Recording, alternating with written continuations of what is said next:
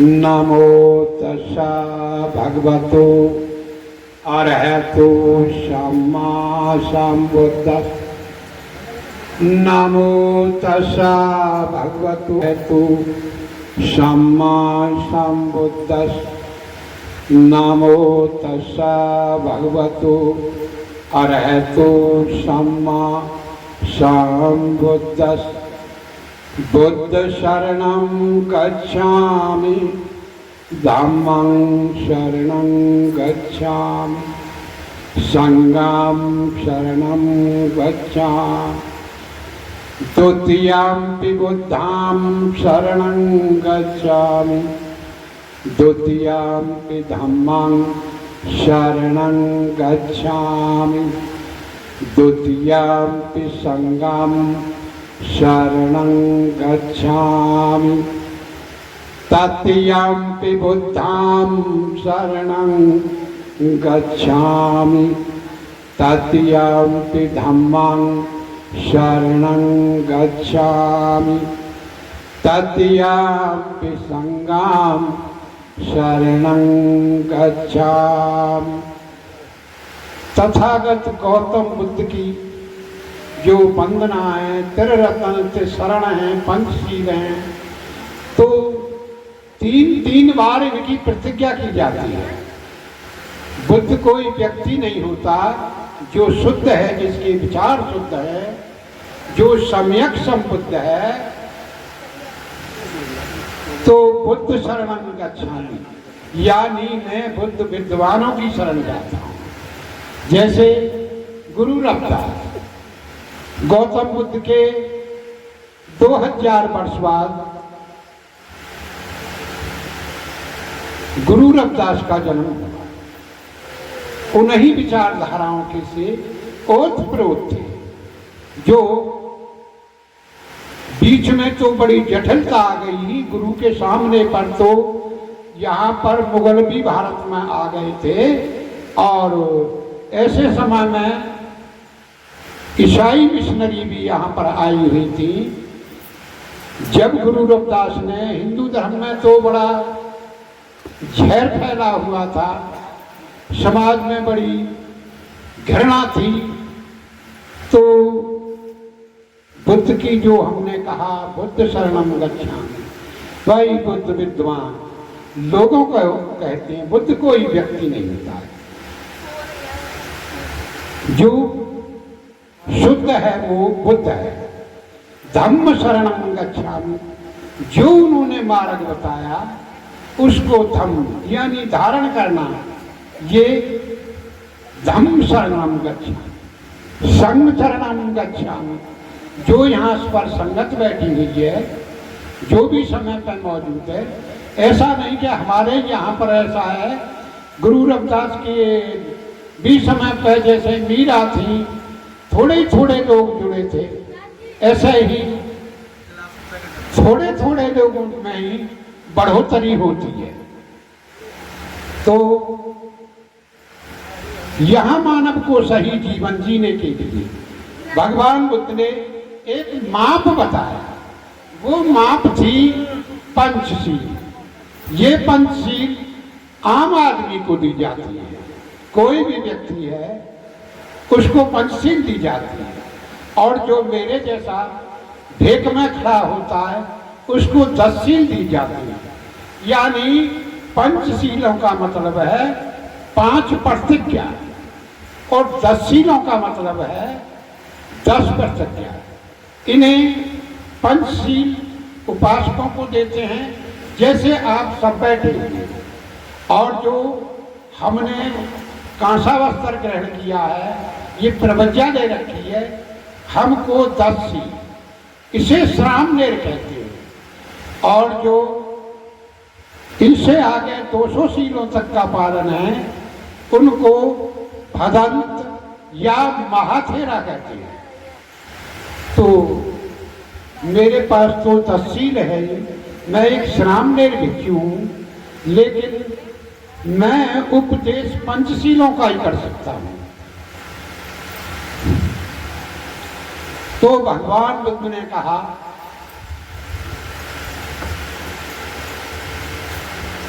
जग में शील सदा सुखदाई, जग में शील सदा सुखदाई, मानवता का धर्म है सच्चा, कर पालन प्रीति लाई।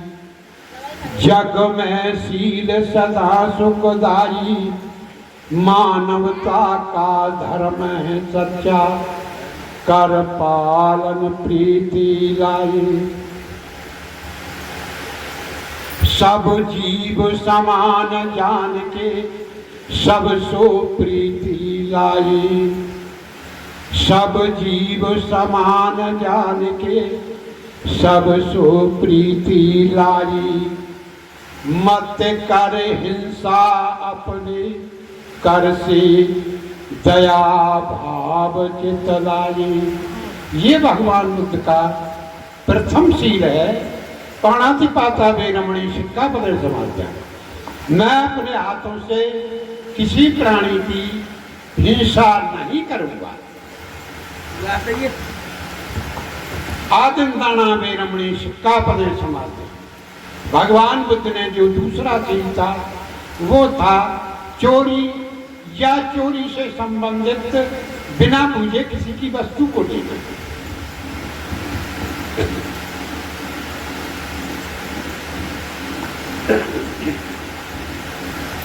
दूसरे शील को भगवान बुद्ध ने कहा, पर धन पत्थर जानो मन में न हाथ लगावो भाई।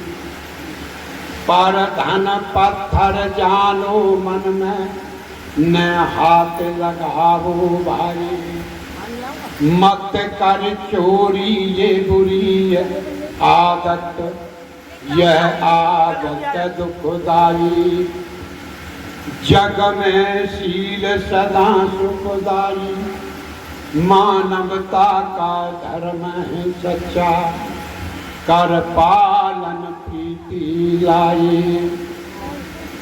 भगवान बुद्ध ने तीसरा शील दिया था, कामेषु मिथ्याचारा वीरमणि सिक्खापदे समाध्याय। भगवान बुद्ध ने कहा, है सब अपनी न को पराई, जग में भैली और माई। है सब अपनी न को पराई, जग में बहन और माई। मिथ्याचार न करो काम बस, व्रतधारी बनो भाई। जग में शील सदा सुखदाई, मानवता का धर्म है सच्चा, कर पालन प्रीति लाई। फिर भगवान बुद्ध ने चौथा शील दिया, प्राणियों को सही जीवन जीने के लिए। मूषावादा वीरमणि सिक्खापदे समाध्याय। कि मैं व्यर्थ का झूठ नहीं बोलूंगा। जिससे झूठ बोलने से मैं समझ रहा हूं कि दूसरे आदमी को धोखा दे रहा हूं, मैं स्वयं धोखे में।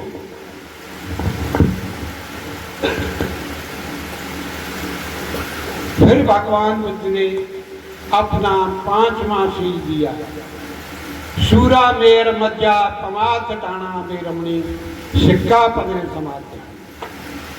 कि भाई कच्ची पक्की शराब, नशा और गुटखे आदि इस शील का पालन करने से मानव को सुख की शांति मिलेगी। भगवान बुद्ध ने कहा, गांजा भांग अफीम सुरा को तनक न पीबो भाई। गांजा भांग अफीम सुरा को तनक न पीबो भाई। बुद्धि नाश तुम्हारा होगा, अंतर रोग दुखदाई। जग में शील सदा सुखदाई, मानवता का धर्म है सच्चा, कर पालन प्रीति लाए। महामानव भगवान बुद्ध ने जनहित राह बताई।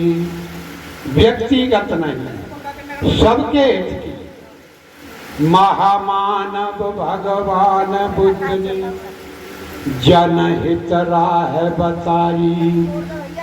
पंचशील पालन है जग में सर्वकाल सुखदाई। जग में शील सदा सुखदाई। मानवता का धर्म है सच्चा। कर पालन प्रीति लाए। भगवान बुद्ध ने कहा इस संसार में दुख हैं, लेकिन इन दुखों का कारण है, भाई ये तो है दुख तो है, लेकिन इन दुखों का कारण है और इन दुखों का निवारण है। इस दुख को दूर किया जा सकता है। यानी भगवान बुद्ध ने कहा अपदीपो वा, मैं तुम्हारे दुख को दूर नहीं कर सकता। तथागत बुद्ध ने कहा मैं मार्ग बता सकता हूं, मैं मुक्ति का मार्ग बता सकता हूं। मुक्तिदाता तो तुम ही हो। अपने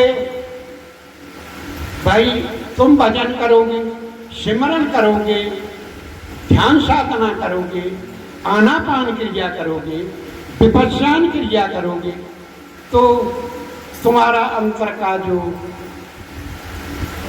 चिराग है वो तब ही तो जलेगा।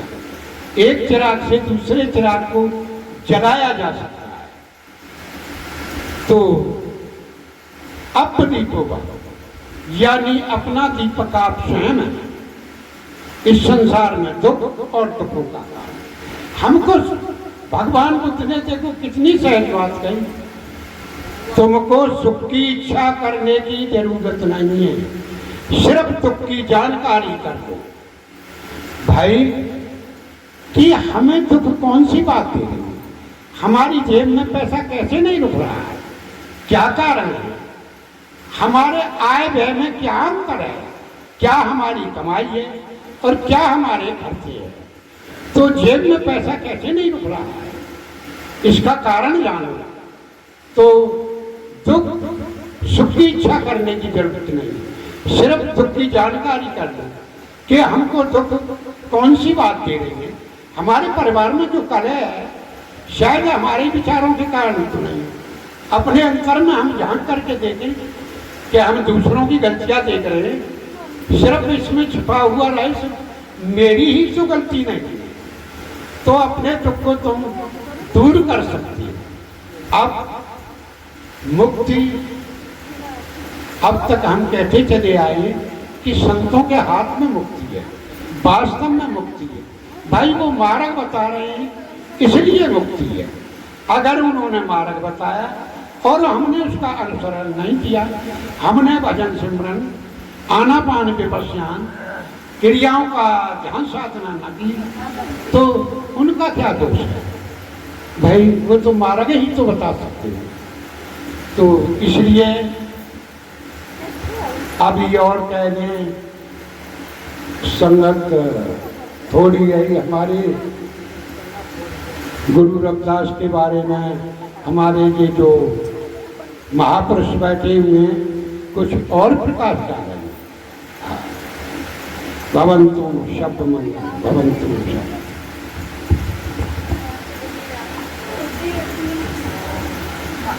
महाराज जी ने आपके लिए बहुत अच्छे तरीका से समझाया। जो बुद्धि से काम ले, जो विवेक से काम ले, वो ही बुद्ध है।